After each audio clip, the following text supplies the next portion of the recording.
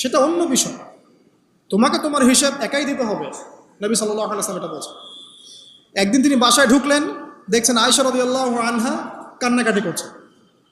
আয়েশা, আর বলে রাখি, আয়েশা রাদিয়াল্লাহু আনহা সম্পর্কে আমাদের নবীজি বলেছেন, তাকে প্রশ্ন করা হচ্ছে আপনি পৃথিবীতে সবচেয়ে বেশি কাকে ভালোবাসেন?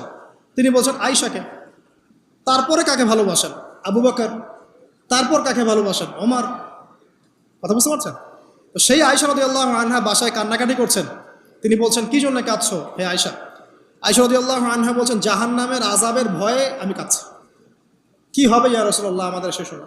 তখন আল্লাহর নবী তার স্ত্রীকে বলছেন, যাকে তিনি সবচেয়ে বেশি ভালোবাসেন, তাকে বলছেন তিনটা ক্ষেত্র বা তিনটা জায়গা আছে যখন পৃথিবীর কোনো মানুষকে চিনতে পারবে না পরকালে, এমনকি আমিও তোমাকে চিনতে পারবো না। সেটা কি? যখন এই যে মিজানের পাল্লাটা দাঁড় করানো, এই যে এটা ভারী হচ্ছে না